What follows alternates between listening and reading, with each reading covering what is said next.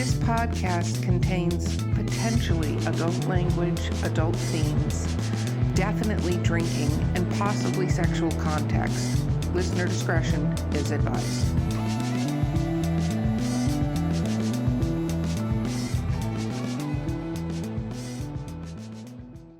Okay, welcome to Drinking with Authors. I am your host, Erica Lance. My co-host is Vanessa Valiente. And we actually have a Drinking with Authors alum, our first alum. We're doing a second interview, which is Mr. John Dover. Woo! Cheers. Yes. Okay. Let's talk about what we're drinking because you just opened something. But I found this and I was super happy about it. I have to take it easy. I broke my leg, so I cannot be on my scooter too drunk because that would be bad. But I found this. This wine is so ridiculous. It's called Kung Fu Girl, and it's a Riesling from Washington State. Oh, nice. There are just a lot of things happening right here, but I'm super excited about this. Awesome. Right there. So much stuff. So much stuff. Okay, what are you doing, Vanessa? I am drinking a sangria, which my sister-in-law doctored up with some cinnamon sticks. So, yes. Excellent. I like that you keep swirling it. That seems dangerous with that dark of a wine. You might want to rein that in with your white shirt you have on. Yeah, you're right. I have a problem with, dropping things in the middle of an interview, so. Yeah, let's just not spill on yourself. Okay, John, you just cracked open a bottle. Let's talk about what you're drinking. Yes. So today, in honor of my new release, we're going with High West Double Rye. That is awesome. So this is out of a distillery in Utah, actually, of all places. I never bank on Utah distilleries, but this one I will give all day long. They're very nice. That is awesome. You know what's really interesting to me is, first of all, since craft beer became much more of a thing, I'm not going to offend people and say it wasn't really a thing, but it was really a thing. And it's become such a huge thing. It's true with whiskeys and stuff like that too. Mm-hmm. A lot of little independent distilleries have popped up. And I thought that was interesting. Today, somebody gave me rainforest honey for my tea, made in Kansas. I didn't know there was any rainforest in Kansas, but it's rainforest version. And I'm like, it says it's from Kansas. Maybe there's something I don't know about Kansas. I've been there a couple times, but yeah. Who remembers any trip to Kansas? Not even the Kansasites. Dorothy, maybe. Maybe. You see that? I meant a literary reference. Go me. Okay, John, for our fans that don't know you, which is dumb, but just in case they don't, let's do a little history of your awesome character, please. All right. Yeah. Well, last time I was here, I was actually promoting a new book that came out last summer, featuring my jazz-noir character, Johnny Scotch. Mm-hmm. And so that, which really had a good year for that release. That one was, of course, I started drinking whiskey, and now I can't remember my titles. That's okay. It's fine. Whatever. No, that one was called. That one. Okay, moving on to the new one. So that one's Runner's Blues. So the new one is an entirely different endeavor. This one is actually, I call it my spaghetti western vampire novel. I'm so excited about this. I'm so excited. So that one comes out May 4th. And any tricky viewers might actually even catch a sneak peek at the cover behind me. Oh, wow. That is awesome. Yeah. I love that you also are releasing it on May the 4th. Yes. I don't know why I haven't thought of this before. That's brilliant because, well, if you're a Star Wars fan, that's brilliant. If you're not, you just think we're dumb and moving on. Not at all. My publisher actually was a little concerned. He's like, I don't know. Is it going to conflict? I'm like, no, I don't think this is going to conflict at all. Star Wars was basically a spaghetti western in space. Oh, straight up. The book is a western and it's a space western day. Yep. So I think it works. I think it works perfectly. I'm all about mashups, so absolutely. Okay, so let's just go with, tell us a little bit about the book without giving a lot of stuff away. So it all opens with, in my grand tradition, it opens with a dirty saloon and a over the top bloody bar fight. So, and honestly, the mayhem just goes from there. I, I I will tease the readers a little bit that yes, there's vampires. Yes, there is a random ghost that I threw in. There's also one extra special character that I'm very proud of that will give the vampires a run for their money.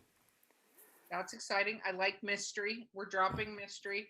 Here's the fun part. He's going to keep drinking whiskey. We'll keep the mystery alive. I have to ask for vampires. What are they similar? I mean, I would assume yours aren't sparkly. So. Oh dear God. Like. Don't offend the guests, Vanessa. I want to know. That's right. It's my job to offend the guests, Vanessa. Yes. Let him offend himself. Just. I would say the closest correlation would be the vampires from Interview with a Vampire. I really drew from my Anne Rice influence when I created my two main characters because I just love that kind of back and forth. The one of them's got that kind of power struggle going always, and the other one is always internally struggling with their own morality. Whereas the first one has no morality, which is great. So I get to just dive in while I was writing and make him as awful as I possibly could. Oh, fantastic. I love everything about that because I don't, those are the type of characters I feel like I would be when I grow up. That's the fun thing. I'm like, okay, Walking Dead, morality out the window. I'm Michonne. I'm walking around with dead bodies around me. Not the show version of her. Yeah. Comic book version of her. That is so cool. So where did you get the idea for this, my friend? What struck the chords? This actually was conceived a few years ago. I partnered with a buddy of mine who now lives up in on the coast in Washington. He runs Alucard Press, of course Dracula backwards, and I wanted to do an anthology project with him. And I had this idea of taking that Old West. I wanted to go out of my noir for a bit and play around with something else. So I've always loved, old, Westerns and, that just kind of over the top spaghetti Western feel. But I wanted it to have a twist. So I just started writing. I came up with a short story, which actually ends up being the primer for the opening to this book.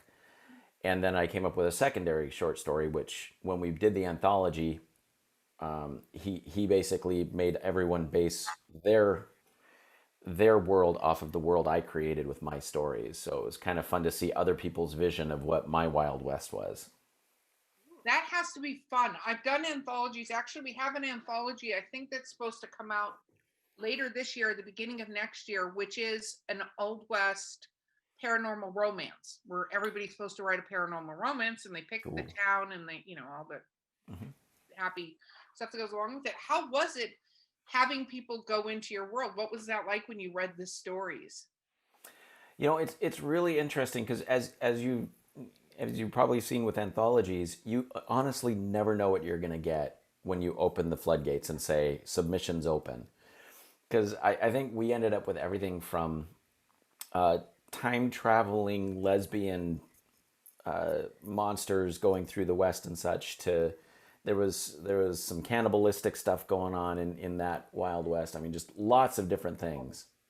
And what's really great about anthologies is that we always think that if another book comes out with certain details that we wanted to write about, and you're thinking, I can't write that story because someone else did it. But when you give a group of people a specific premise, no one's going to write that same story.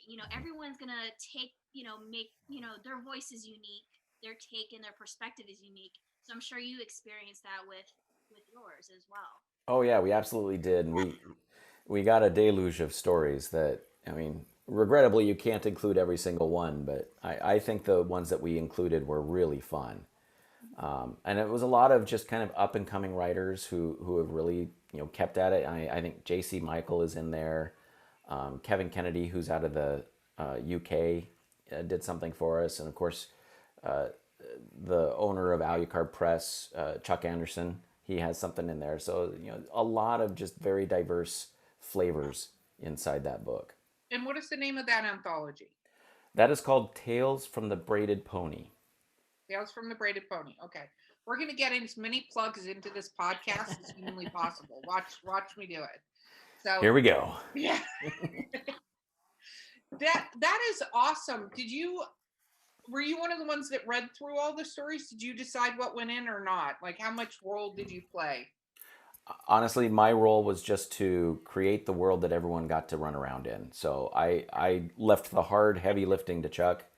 It's his imprint, so he was the one putting his neck on the line, literally. And then so I just came up with my couple of stories that I really felt strongly about.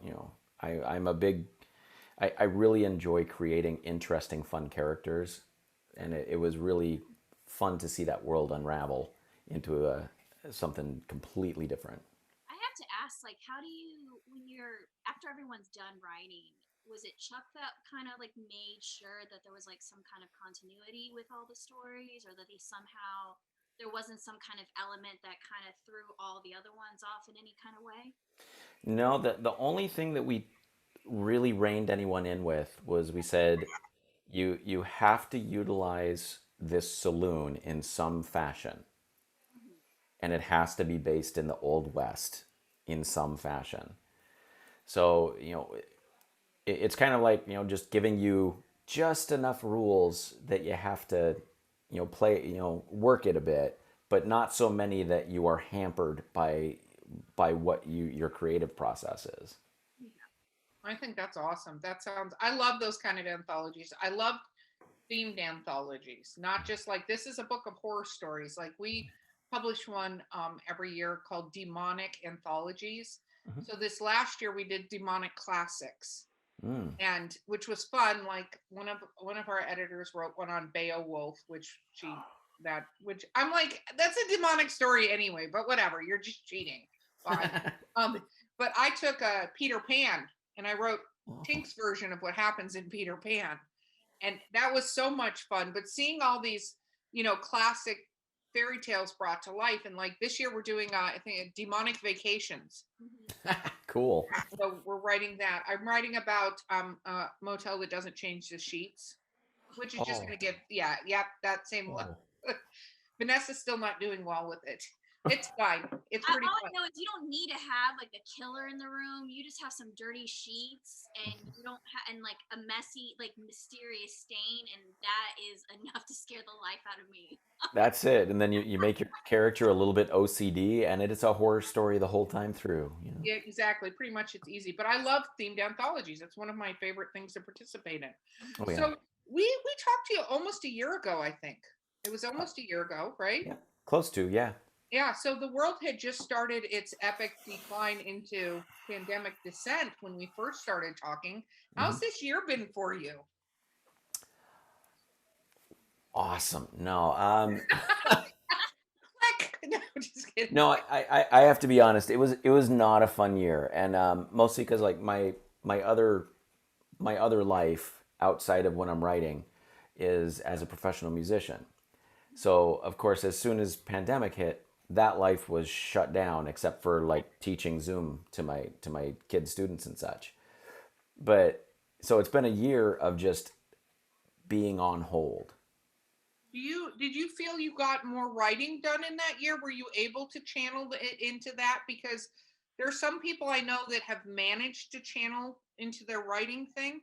I don't happen to be one of those people. This year has not been well for my writing, like my actual writing, because it's so weird to me. I'm such a social creature that I don't know. I need to go into a coffee shop. I desperately need somebody to record a coffee shop soundtrack, and I just need to hire random people to walk around my house while I'm typing, and I'll be in like such a better mental state as a writer. What about you? Very much the same. Most of my most productive time is spent in bars, as far as being a writer goes. And so that's another aspect that just, it didn't happen. So I did do writing over the last year. I mean, most of it was more technical.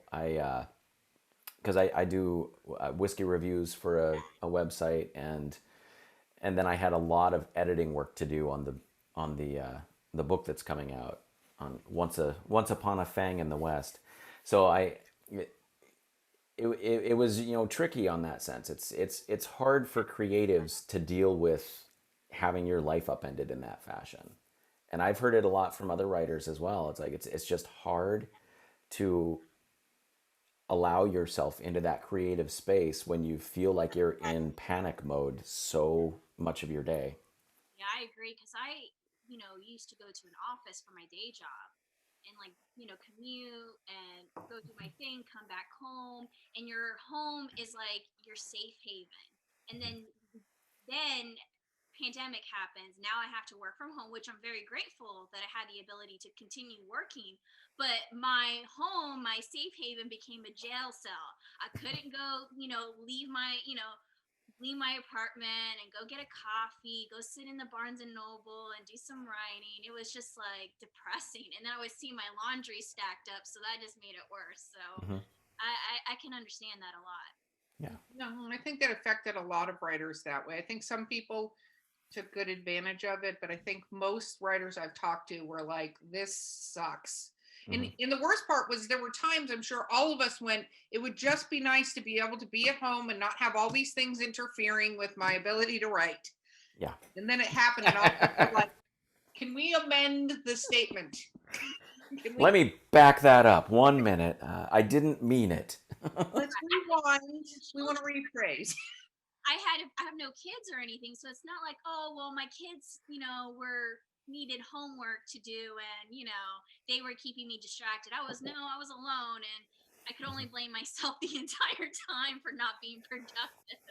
Yeah, but I think that whole loss of the social element is what we all missed. Even if you're not being social when you go to the bar or to the coffee shop or wherever you went, you were in amongst that activity and pulling from the energy from those who are around you. And when that activity ceases and the only energy you're pulling from is, your 78-pound pit bull like me, that it's hard to find that time. Even though we're inundated by time now, it's still hard to find that creative time where you feel free, where you feel open, and you just want to dive in and escape.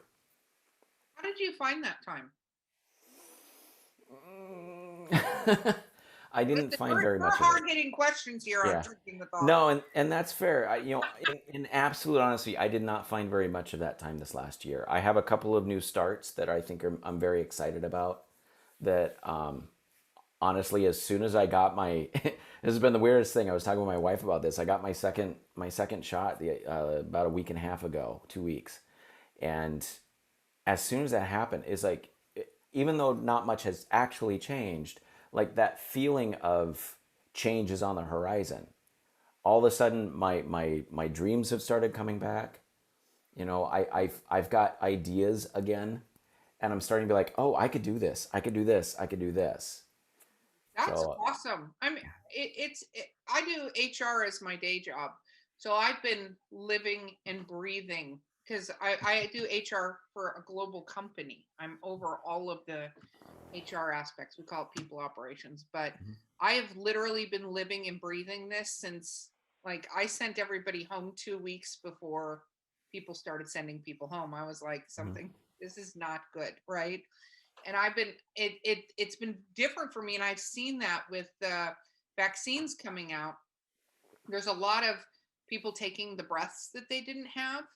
At the same time, I'm going, okay, we still have to watch it. The thing that's scary is, like, at least for us down here in Florida, apparently per our governor, there isn't COVID in Florida. So I mean, we don't have a problem down here. Clean as a whistle. Clean as a whistle. No need for anything. But one of the things that I found interesting, though, is also the people that have taken the vaccine to mean that was the end. You get your vaccine, you're moving forward, you're good to go. It's a little scary, the people that have gone the step beyond that, I feel like, release of pressure versus, I'm good to go, I'm going to the bar, spring break, woo! And you're like, no, and here we've definitely been a much more guarded about it. You know, I've dealt with this for now over a year, just like everyone else, and there is so much more work to be done, anyways. That to just basically to piss on all the work that's been done and then just and say it's all done and I'm ready to go makes no sense to me at all. No, I agree 1,000%. Okay, let's talk about your book release. Yeah. So you can't really go to signings so much, right? Not yet. So how are you doing your book release? How are you pushing it out? I mean, obviously you're being on one of the coolest podcasts that there is, but Obviously. obviously. But how else are you doing this book release? So on the 7th of May, so a few days after the book actually drops, I am doing a virtual event with I always like to do partial readings, but with musical background, because I always like creating in multiple levels when I do these things. So my steady guitarist and I are getting together in his studio. He's got a great video set up, so everyone will get a live show of us, you know, doing music that I've written that is connected to these stories, and also I'll be doing a little bit of reading with it. And then we're doing a couple other promotional surprises over the coming months, some promotional packages. I'm in the midst of, I'll quietly talk about it, but I'm in the midst of working out a deal with a distillery to kind of put together a package, which would be some whiskey and books and all that kind of stuff. So as that, when it becomes a thing, because yes, I want to be in line for that. I will, So trust me, you I need to will let us blast know them when out. we can have whiskey and the book. That would be Yes. Yeah. So hopefully signed copies of the book with the whiskey, John. That's what's going yes, to be.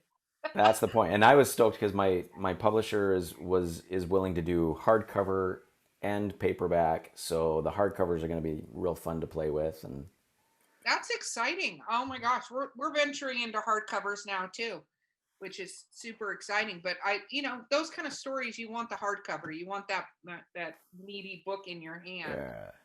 That's exciting. So you wrote music for this? Let's go down that path for a moment here, shall we? Yeah, that actually started when I did the anthology that this is all kind of based around. Um, I love putting together little cheesy book trailers for any of my projects. So when Chuck and I started talking about what we want to do, I said, "Do you mind if I put together a whole thing and show all the authors and all this?"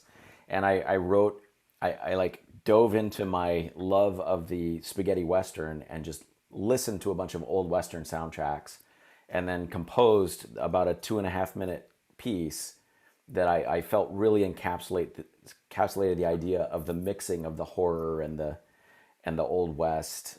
Very very much reminiscent of Ennio Morricone, who did a lot of composing for those old westerns, and with a little bit of crunchy electric guitar in there as well, just to add that horror element. So Nice. yeah. So are you going to release the album for this then? Oh no, these are just little trailers. They're fun to play live, and I throw them on the trailers. If we push it a little further someday, I might write a whole album for it. But I think that sounds like a good idea. Just throwing it out there. I think every book should have a song. So you have this one coming out, but what is your next thing? Are we gonna have some more Johnny Scotch, or what's going on? I left the ending of my last Johnny Scotch book with a bit of a cliffhanger. So there is a very strong possibility I will kick my butt back into gear and at least deliver one more Johnny Scotch. I got so much positive feedback from actually my second Johnny Scotch book with the main antagonist in that one, that I kind of wanted to bring her back because she was such a fun character to write. And she's just like that unassumingly wicked evil that you just kind of love to chew on for a while. I'm surprised that it's not brewing more, because those are popular. Your Johnny Scotch. You've gotten a lot of feedback on those, right? Hmm. Oh yeah. No, that's definitely one of my favorite characters and genres to write, and people dig them. So as long as people dig them, I'll keep writing them. That's fucking awesome. We should talk a little bit about fans.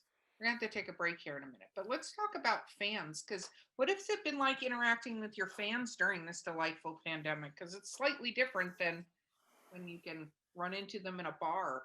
Have you had that experience? Has anybody come up to you and gone, "I know you," and Mhm.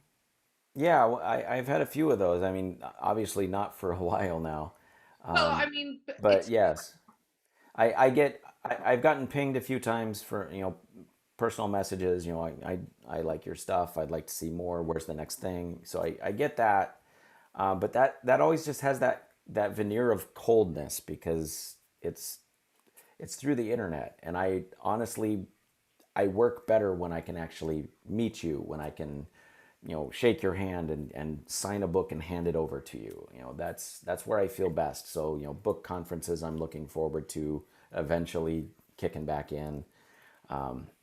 Comic cons I used to do a bunch of since my Johnny Scotch was a comic book series as well, and then now with a horror book coming out, I'm also starting to look into the horror conventions and seeing how I can get there's one involved in called that. Spooky Empire down here in Florida. That's Hmm. they have one in May and then they have their big one in October. Oh, okay. Just saying, you should come down because I will be there. So you should come down and do that. That sounds like a lovely invitation. Yeah, What was the name again? Spooky Empire. It's actually one of the largest horror conventions, but it's down here in Florida, and they have a in October they have a author alley or whatever they want to call that. And so I'm actually hoping with a friend of mine to do some of the panels too, like be some of the hosts on some of the panels. I I love think, doing panel yeah, work. yeah. Yeah. I've done a couple of virtual cons over the pandemic and done panel work on those, but again, it's just not the same. You miss that interaction and that energy in the room. Oh, totally. I've done maybe 3 or 4 webinars. Like I do a whole spiel on shameless self promotion as authors, and I do these webinars. And the worst part is, I am great live. I am so much fun, and that's total egotistical. But Vanessa will convert. You see me live. I am fantastic. I will get a crowd motivated. We will all be on a journey together. All this, and I've Awesome. had to do all these panels, and that's just for the publishing. And as an HR person, I had one place ask me to do the same panel 3 times for Mhm. 3 different groups of people. Nice. But it's not talking, it's me talking, trying to be witty and funny, Mhm. not seeing the gauging. I can't see a single human as I'm doing this. I'm just seeing myself and my slide stock. And I'm like, this is so weird. And people are all like, that's so great. You did so great. And I'm like, I felt like I was like rambling in the bathroom by myself or something. Be Like, modest because I mean you should see she has these training videos to Yeah. motivate her team. And what were you dressed up as Effie from Hunger well, Games? that was not a training video. That was trivia. Oh, We do okay. monthly trivia. She dressed up as Effie Trinket, and she had someone as President Snow. I don't know who else was dressed up. They were in full costume for a video for their job, and I was like, "Oh my god!" It was hilarious, and obviously, you just recently got an award for being the most amazing. Oh Uh, yeah, I got the HR Professional of the Year award for 2021 Nice. I mean, or she's good. 2020. I can't She's remember. just I think they gave it out for 2021, but it was in 20 anyway. Hmm. No, I thank you. I have fun with. See that I get interaction with. Like when Hmm. I do the monthly trivia, we dress up as the characters.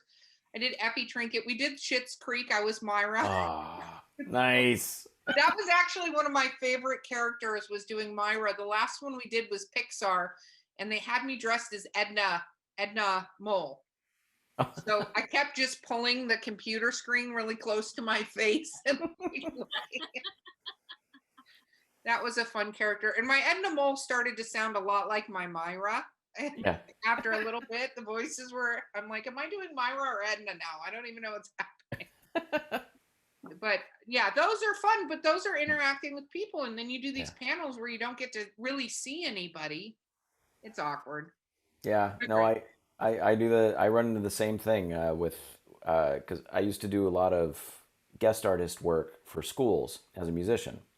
So I would go in, spend a week with the kids, go in each day and talk with them about music and interaction, and then also perform a concert at the end of the thing. But the whole week you're just on, and yeah, just missing those type of things, because when I do them now, it's all through the screen, and you don't get to that feedback. But we'll see what comes for everybody in the coming year. Oh, that's true. Okay, we have to take a quick break, and we will be right back with John Dover. Sample locally sourced, quality distilled spirits in the beautiful Columbia River Gorge. At Skunk Brothers Distillery, we're family owned, brewing small batch grain to bottle spirits, just like our grandfather did back in the Prohibition era. From handcrafted bourbons and moonshine to flavored blends and cordials infused with local fruit. Join us for a tasting tour and buy Skunk Brothers spirits straight from the source. It's all in the family at Skunk Brothers Spirits, located in Stevenson, Washington. And we're back. Okay, so we were just talking about how depressing it is. We're all stuck at home. We should go to a better topic. So, what were your challenges in writing this latest book? What were your biggest challenges? The biggest challenge came down to actually every writer's worst nightmare, which is the editing phase.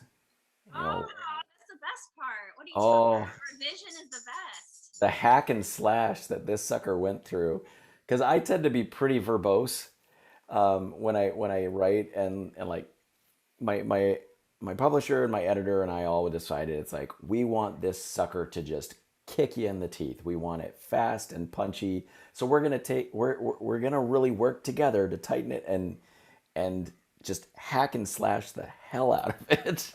Because I had all these like broad descriptions and everything. It's like, well, this is like Saturday morning popcorn movie kind of stuff. So now it's just got this great punch to it, and it just flies.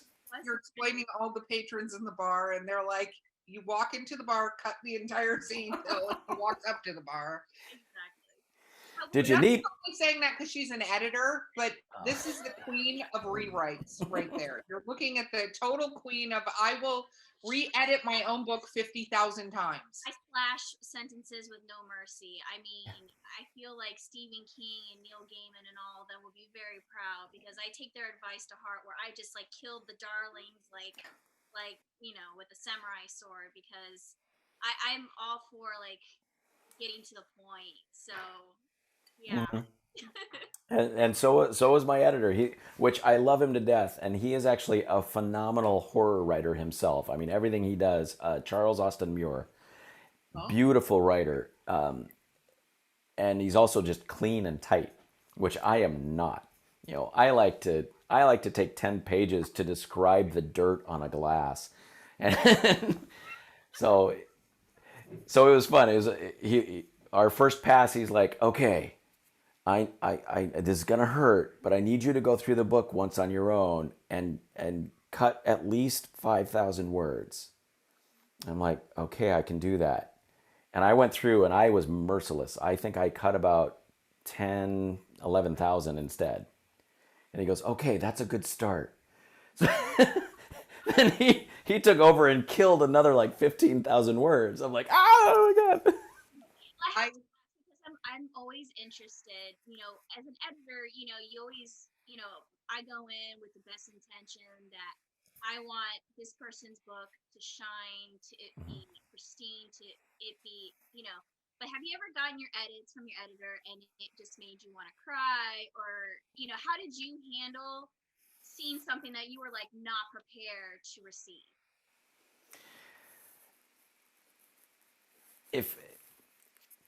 I like the dramatic pause we have. Yeah, there's not a break in the podcast, guys. Yeah.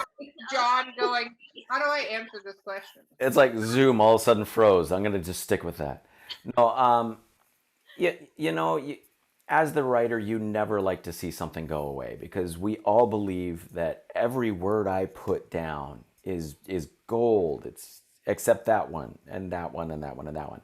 So I looked every time I looked at what he did, because when he did his final pass, I got one more look at it. So if I felt it was too drastic, I could go back and do some stuff. And he was willing to let me add back things. And because there's a level where I do feel with some editors, and I've had a few in the past, but if we don't agree on something, I will at least I understand where they're coming from, but if I feel like absolutely in my heart that it has to be there, I will fight for it. Like I got an entire chunk of about 3,000 words of a chapter put back in because I was very strongly for that chapter being in there because it was like, you know, granted it's a vampire book, you can only bite so many necks, but you can set a scene up in such a way that it's a very different horror element that it delivers. Well, do you normally, so in that instance, I always am, usually when someone disagrees with me, I'm cool with it. I always just ask people to like really think, because, as an editor, you can never mimic the writer. We can just offer you suggestions or like tell you when something feels off, but we try to at least put like, hey, focus on this part because there's something that's not working, at least for me. And obviously you can't please every reader, but typically in that instance, did you feel like you fought for it, but did you make any modifications to it to somehow meet at the middle where you were like, okay, yes, I feel this is important to stay, but I do need to address that there's a problem here that I do need to somewhat fix? Both things. I looked at it and I caught why he didn't want it there. And yes, I went in and modified it so it would fit better to what he was recommending.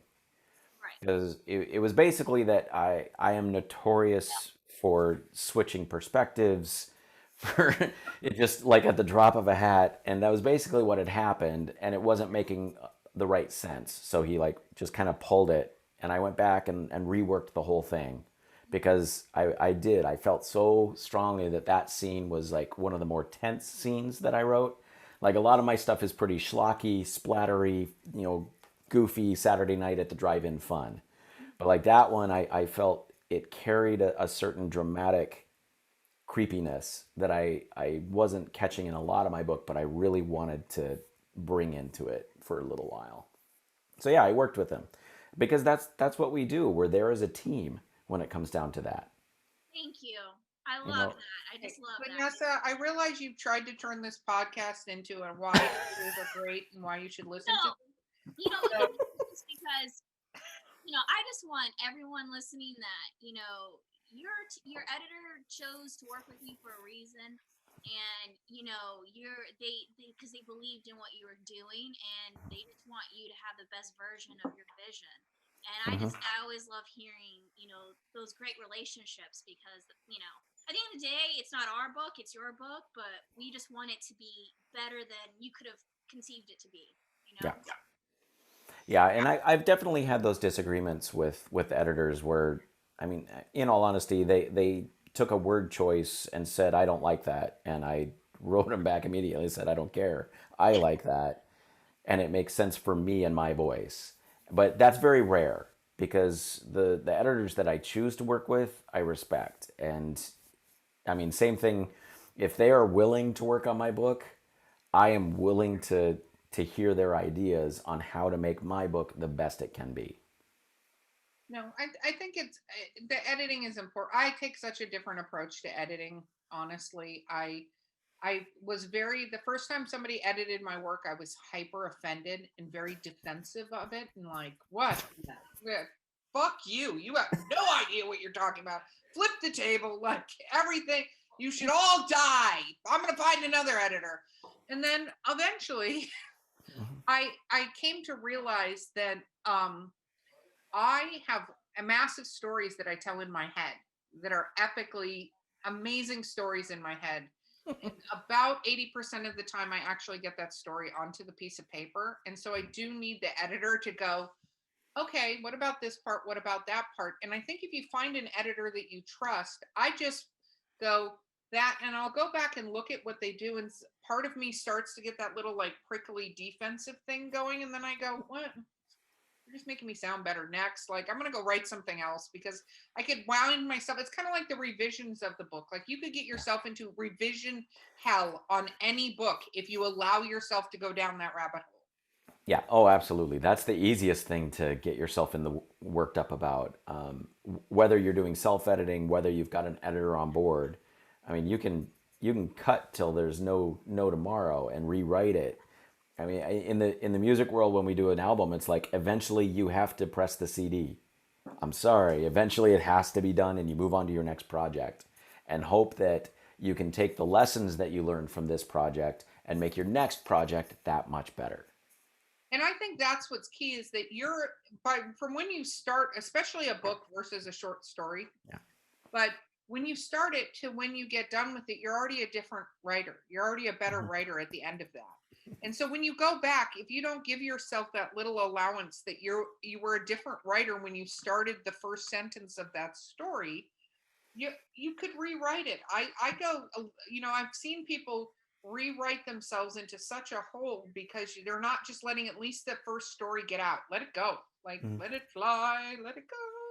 Because you have a ton of other stories in you. Do you really want all the energy spent into, because you'll go through it again and you're still now a better writer at the end of you going through it again than you were when you started going through it again, and then it's like a vicious cycle.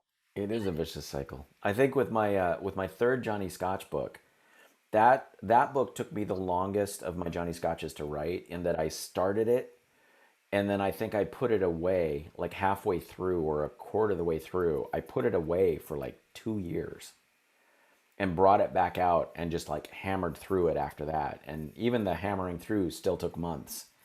But I would go back and reread what I was doing and I'm like, really? Okay. Because it was 2 years of experience, 2 years of getting edited, 2 years of just honing my craft had gone by. So a lot of the stuff that I thought was cool was just clunky. I feel the same way. I actually, because I've been writing a particular story for a couple For 400 years. Yeah, a million, 83 years, a very long time. And I always feel lately, like this pandemic, it's been really rough writing, but I've done a lot of editing for Four Horsemen for for our authors. And I always feel like when I spend time away, especially when you work on in someone else's world, and then you come back and you're like, hold up, I've been like skimming over this sentence for like years and I can see all the problems now. Finally, there was something that I knew wasn't right, but I couldn't look at it like objectively until I stepped away and actually worked on other people's stories, and then came back and came to my story as an editor and not as like, oh, this is my child that I've been laboring over for like Does years. that mean you're actually finishing that fucking book? I am. I just want you to know that Marvel recently, just as a side note, I've been watching all the Marvel movies in like Sure. timeline order, and it gave me like a new boost of inspiration. So yes, to answer your question, I've been working on it. Okay, well, John, next time you're on the podcast, I'm going to sure Vanessa's on here, and if she has not published Ring of Fire, if it's not out, I want full approval that we're just going to spend the entire podcast berating her for this bullshit, because it's been a long time. You got it. It's so long. It's a beautiful story, but like I don't even want to hear about it anymore because it doesn't come to fruition. I love you, but you are overwriting that story. We're going to get it out eventually. I need to be like fun and just be like, let it go and just let it go. I played that song for you like 30 times. Didn't let it go. I'm going to have to get, Azita Mentel. I'm not saying that correctly. Yeah, good. Me and John Travolta both didn't say that name correctly. Okay. Get her in here and just sing to you and get that book out. It would be amazing. Well, and that's one of those things that, like, when you've got that project, that I would have a feeling that, especially if you're an editor, you're not allowed to use your editor's eyes on that first draft. You just can't let that happen because, as we've already discussed, you're gonna keep nitpicking it and wanting it to be perfect on the first round. Eyes, Vanessa. I know. Well, you know what it is, because I write epic fantasy. So okay. My whole thing is I go through a research rabbit hole where, like, I didn't think about enough religions. I didn't think about how they bring food from here to here, and like I spend all my time building a world book, but not actually writing And I'm like, nobody gives a shit what kind of sash the stupid person had on. It's an orange sash. Move on. Get to the point of the story. But she's like, I researched sashes in the, Aborigine tribes for the last 3 hours. I'm like, oh my God, what are you doing? I'm sorry. It is true. Research, you do definitely go down a dark hole, and Oh it's yeah. very hard to get out of. So Where did you base your Wild West? How did you come to that? Actually, that's a great question. yes, Where did I base? I didn't like 'cause like you the had the to literal. start it from somewhere. I know it's Yeah. Wild West, but what did you tell me? Tell me.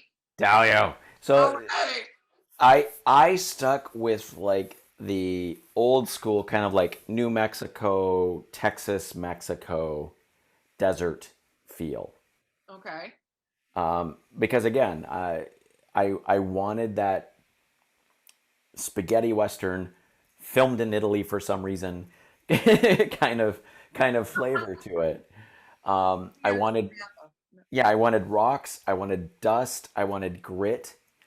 I wanted just that dirtiness to come through the pages. So I stuck to that kind of southwestern yeah. high desert. Did you do a lot of research though? Because I think when you're writing in a time period, and I'll let you answer this question in a second, you either have to completely suspend disbelief and go, this is this other world in the West, or you have to kind of align with what actually happened. Like, I don't think a lot of people realize that trains were not as big of a thing in the beginning of the quote unquote Old West. They went over there. We all played Oregon Trail and died miserably from dysentery. Yes, That's we how did. they traveled. It wasn't railroads, Right. I stuck. I believe I landed on the time frame of between. It's somewhere between like 1870 to 1890. So like we're getting close to the crossover with the new century, but we're in the height of the wild west. And I wanted to at least nail down a rough time frame because I knew that the weaponry had to be reasonably effective for the time frame. I wanted it to be after the Civil War. I wanted it to be before cars were rolling around, just so that I could keep that kind of low tech flavor to it, but like high death toll. And the fact that they're not really communicating town to town. So like if a town of 50 people all of a sudden goes extinct, it would take a while for the rest of the neighboring towns to figure out that that town is no longer there. No, that's Roanoke. Is there a It particular just totally disappeared. Western that you used to watch that influenced this, or do you have specific ones that are your absolute favorites that kind of made an impact when you wrote this? Yeah. Actually, the namesake of my book comes from one of if not my favorite old western, which is called Once Upon a Time in the West. It's like that penultimate. Nobody's actually a good person in this movie, which I love. I've talked about that when we talked about the Johnny Scotch stuff in the past. It's like I love extremely flawed characters. So that one is one that really influenced just my aesthetic that I was trying to go for. And then a little bit more like modern take. I love the humor and the flavor from like 80s westerns like oh, come on, John.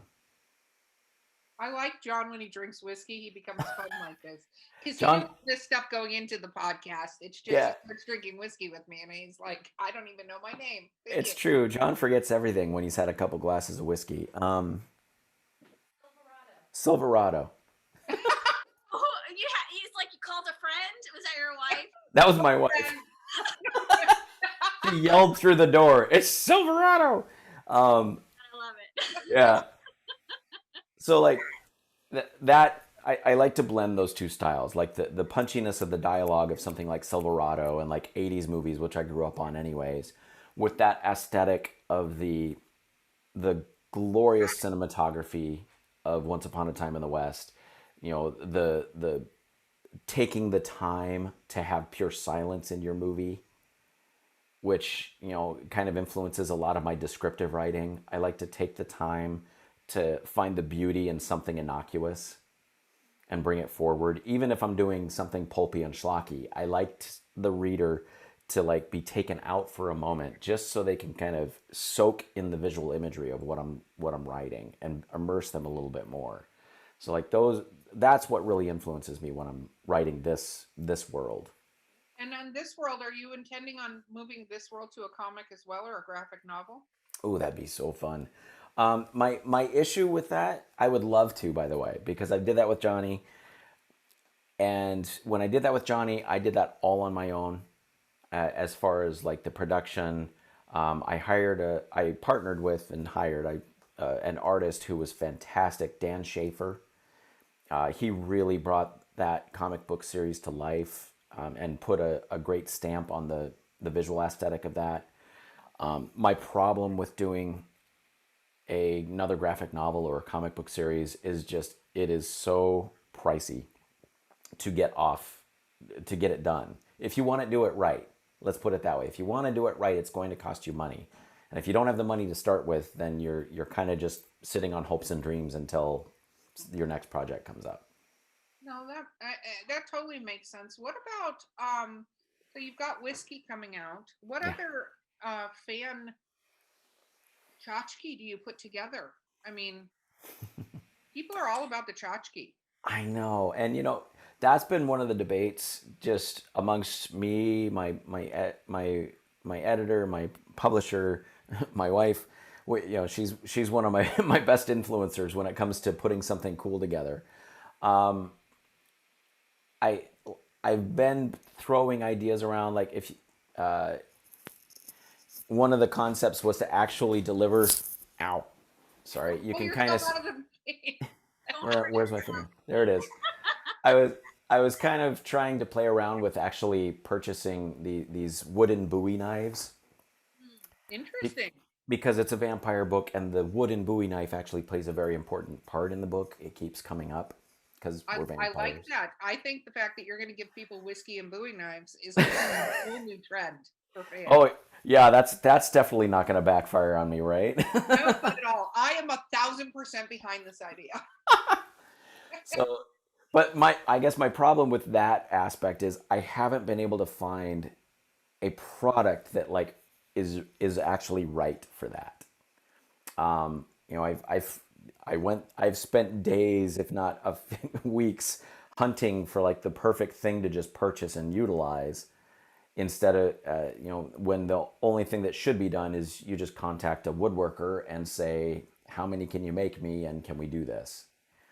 But then the price tag goes through the roof, and I don't know what the readers are gonna be willing to tolerate. Shot glasses with your whiskey. That might sound cheapy deepy, but shot glasses has been another one that's swag that I've sent out. Yeah, that's probably the closest to actually coming out, is like a really nice, possibly etched shot glass that goes with the whole package. But I think I'm excited about these packages. I think this is going to be freaking epic. Okay, did you actually make a playlist that goes along with this book?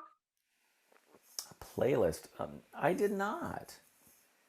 So you didn't? Did you not have certain music? I know you wrote music, but you had to have certain music you were listening to? I don't tend to listen to music when I write. It actually distracts me, which is weird because I love going to loud bars and writing. But music, I guess partially because that's my other livelihood, it gets very distracting because I get too involved in the music that's happening. I remember this now. Yes. Yeah. There's definitely, composers that I admire that did such gorgeous work with this genre, or at least the Western genre.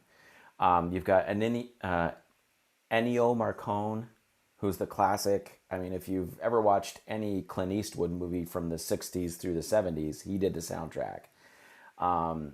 There's also, oddly enough, Aaron Copland did a movie soundtrack for the John Wayne movie, The Cowboys, which got an Oscar on that one. So I mean, there's definitely composers that I like. I think you need to put together a Spotify playlist and post it on your sites that goes with this book. So I when think people that's are reading, they have the right, like they can play this soundtrack while they're reading, and it goes perfectly along with this book. Drink the whiskey out of the shot glasses, play this playlist, and read this book. Like that. That's an immersive experience you can create for people. It is. That is. So I mentioned this, I think, when we were talking about Johnny Scotch last time. We actually have a full hour-long show that I do live performances of when I do Johnny Scotch releases, which me and a buddy partnered and composed a musical score for the reading. So I will do reading excerpts, and it's accompanied by this, funky 70s kind of jazz soundtrack while we play. So we play and I read, and the whole thing happens for the exact reason what you're saying. It immerses the audience, and it makes a really fun release event. So it makes me sad that you haven't done that yet, because you've already done it before. It's not new to you. The whole thing. You've been stuck at home. Guilt you into things. I should know. Yeah, she's notorious. So if you tell her you've been procrastinating on doing something, she will find a way to be like, come on. Do it. Do it. Listen, I just want everybody to succeed aggressively. That's awesome. Aggressive success. I think the closest I've gotten is that we are going to play some of the music that I've written for the trailers and such for this book when I do the book release on the 7th. Well, that's not close enough. That's not close enough. I think you should put together, though, if you have a lot of influences, I think you should put that together as well. I'm just throwing that out. Making him drink more. Look at you. I have that effect on people too. The drinking, it's fine. I'm fine with it. I own it. I'm good. Good. So But I think a playlist would be epic. I am so excited because I'm not gonna lie, I have the sneak peek manuscript. I'm super excited. Was on some pain medicine, and I was like, I opened it and I'm like, no, I'm gonna wait till I'm not on the pain medicine to be able to read this. So that is my endeavor this week, is to read this epic novel. Oh, I hope you enjoy it. I have no doubt I will. Trust me. Now, I will reviews. One thing I have been doing, it's not a playlist per se, but like for the past 2 weeks, I've been going onto my Facebook author account and putting out movie suggestions that were movies that that are influential to me for this genre. So each day I've been putting out 2 movies, one Western, one vampire movie that I feel kind of pair well together. So you can always go check that. It's not quite your playlist you're looking for, but it's another type of playlist. But that's very. I may just be forced to play, in the background, both Interview with Vampire. West was one, and that'll be it. That's what I'm playing on both sides. And my boyfriend will be like, "What the fuck is going on? What is happening?" And I'm like, "I'm reading a book. Give me the whiskey." Yeah, make sure it's like rot gut type whiskey, because you want it to be an immersive experience. It has to burn. Yeah, I was gonna say I have a couple bottles of whiskey. Funny you do a podcast about drinking, and people only give you alcohol as gifts for the most part. Weird. It's so weird. So weird. I had somebody the other day. Well, it wasn't the other day because it was before I broke my entire life. Show up with 4 bottles of vodka, and they were like, each one's a different flavor. Enjoy. And I'm like, I don't know what this says about me. Thank you. Well, first, thank you. That's what it says. Thank you. And I'm like, I don't know what this says about me, but at least I don't have to pay for it, I guess. Like, it's I have an impressive collection. If you ever go to Erica's house, she has like this whole. I'll come in, she's like, "Oh, hey, I got every beverage known to man on this counter over here," and you literally could have any cocktail of your dream, right? See, that's why I love doing my whiskey reviews. I mean, I just walk into the managing editor, and he's like, "Here's a bag of whiskey. Write about it." I'm like, okay. Yeah. Wow. Do I have to be nice? No. Perfect. I saw a really funny episode of a show called Cat, and It's anyway, it's really cheesy and it's on Hulu, I think. But she was she snuck into a whiskey thing to eat crab legs, and she was the whiskey reviewer, and it actually made me think of you. And she's doing them, and she's like a note of cat litter and licorice. Like, Yeah, that's the one you don't want to get in your bag. No, no, no, no. no. I've had a few of those. I will admit, and I have not been nice to them, but they do happen when you get those like, yes, that's a note of mold. Mmm. Oh my god. Oh my god. Whiskey reviews. Okay. Favorite whiskey of all time. Favorite whiskey of all time. It depends on my mood. Is that enough of a cop out for you? No. No. My honestly, if I like have my choice, I will generally get myself a glass / bottle of Lagavulin. I just love Scotch, and I love all sorts of Scotch. If you want to talk like American whiskeys, there is a wonderful company out of Virginia called Whistle Pig that everything that they make, I mean, they're like that epitome of the like current whiskey company, which, you know, they farm their own rye, they process it on site, everything's done there, and honestly, it's so worth it. So Whistle Pig is lovely. There's also a wonderful American whiskey called Laws, Laws. Really yummy, especially if you get their aged in bond whiskey, because it has to go through a specific process and aging process to be called in bond, and it is just such a lovely whiskey. Now, if you want some bad whiskeys, Tell us, what's the worst? okay, I got contracted to write whiskey reviews for this company out of, like, they're right out of LA, I think. And they are basically Silicon Valley dudes that decided they wanted to do a whiskey company. Oh gosh. That's terrifying. That should scare the shit out of you right away. And actually, the article I wrote got referenced by CNN Business on their online site because they were talking about the company, but then to give kind of that negative spin, they actually plugged my article and linked it because I had to endure six different bottles of this stuff. And all they do is take a base liquor and then start mixing things to come up with a flavor for you. So it's like a custom liquor experience is how they kind of brand themselves, but they're not doing the work themselves. So it's like they're relying on other people's stuff, and then they're just in the back like a couple of frat bros kind of mixing shit. Does it taste like rocket fuel? It just has a weird aftertaste. It was not fun. I'm just gonna say it was not fun. How does it rate versus Four Loko? Four Loko is the worst liquor type experience that could exist in the world. So I rate everything versus the taste of Four Loko.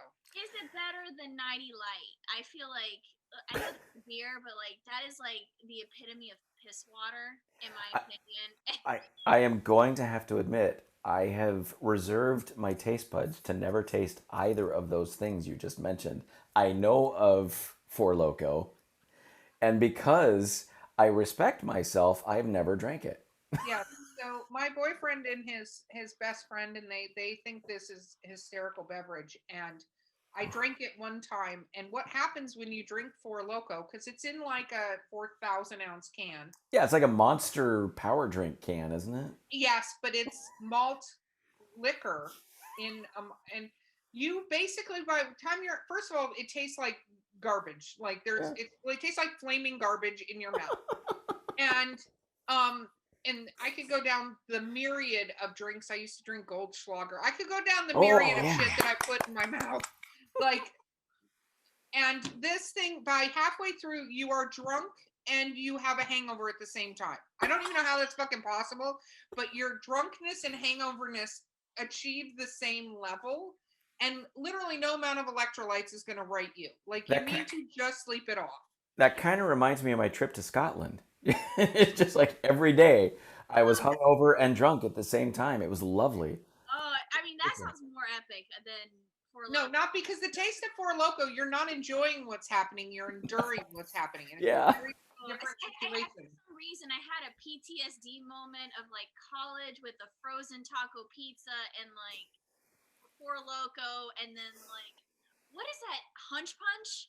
I don't even know what the hell is in Hunch Punch, but it's like, it just sounds like vomit. Yeah. No, I see when I was in college, I wasn't much of a drinker in college actually, which is I waited till I hit my 30s to really, kick it into gear.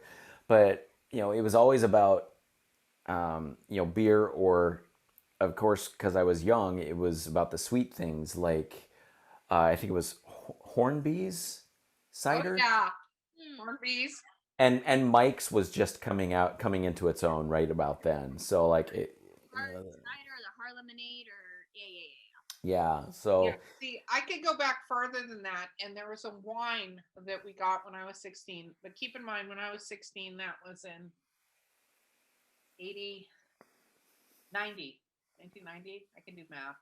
hey, me too. 89. And there was a wine called Strawberry Hill.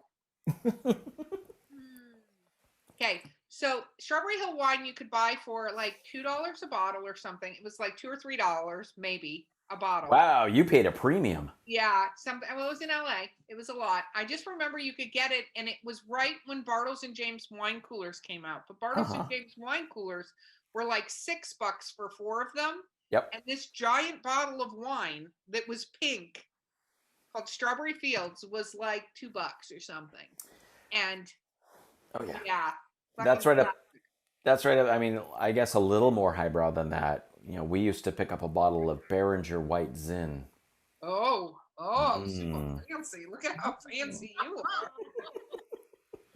Yeah, no, we had that. I had bootleg tequila from Mexico when I was in California, so I couldn't drink tequila for the longest time because that shit will wreck you with the worm and the whole. Yeah, it will wreck you. Yes. Yeah, no, it just you feel like you got punched in the face the next day. Of course, there was always peach schnapps. Oh yes. Oh, a sex on the beach. There's no better drink when you're just hanging out at the bar for 6 hours than sex on a beach. Exactly. And then the one that I still cannot go back to, Southern Comfort. Yeah, no. I can't even smell Southern Comfort without having. I can't drink alcohol with a lot of sugar. Like if you try to give me like a Cosmo or any of those things, like I just have really bad memories. Like I'd rather just have like straight liquor, wine, or a beer. Like I can't do those crazy fruity mixed drinks. Like, ugh. See, I mixed drinks, but I don't like mixed drinks with crappy ingredients. that's a smart move actually. I have two things I try to avoid anymore just because of two bad incidences when I was younger. One is Jack Daniels. Oh. I can't do Jack Daniels, and I have actually had to write reviews on Jack Daniels, and I'm not kind to them. And then the other is actually gin and tonics. I used to love gin and tonics, and I can't do them anymore because of one night. So wow, gin and tonics are my favorite drink now. People are like, "What?" And I'm like, "It is refreshing and light. It really is." But you can drink if you're not careful 400 of them and then die. Yeah. Yeah. Mine is Jaeger. I cannot do it for the life of me. Licorice makes me like think of medicine, Dr. Pepper, cherry. I can't go in that realm, and I have a bad experience of just like well, yeah, because at one point you drank Jaeger. That's your bad experience. It was pretty bad. Yeah, it did not end well. Now, what's interesting about the like licorice flavor, like every culture has that licorice flavored liqueur. All of them do it, they seem. There's one in Mexico, which is interesting. It's very syrupy, though, in the Mexico language. I can't remember what they call it. There's, of course, the Norse have their aquavit. Yeah. Well, all of these are called aperitifs, and you're supposed to drink them after dinner to help you digest. Yep. You were supposed to drink less than a shot glass of them after dinner. What, less than a bottle? What? Yeah, you're not supposed to drop Two a shot bottles? in energy drink like I maybe did many times. Because basically, Jaeger bombs were NyQuil. That's what Yeah. they tasted like. In Greece, they have, is it called orzo? Ouzo. Ouzo. Yes, because that I think is licorice, and that It is is. also what you're talking about, where it's like Yep. you sip it like very carefully, because if you chug that, Yeah. Well, you're not supposed to chug aperitifs. As a bartender, I can just tell you, you're not supposed to chug them. You're supposed to be like after dinner, you sip on them to help you digest. Then why do you serve me a sambuca with a coffee bean in it as a shot?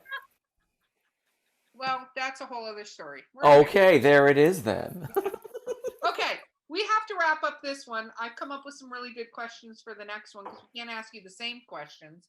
So tell people, though, how to find you. Yes. So for the new book, Once Upon a Fang in the West, you can find that through actually Amazon, Barnes & Noble, Powell's Books. If you go to my publisher's site, it'll direct you to where you want to go. My publisher is notapipepublishing.com.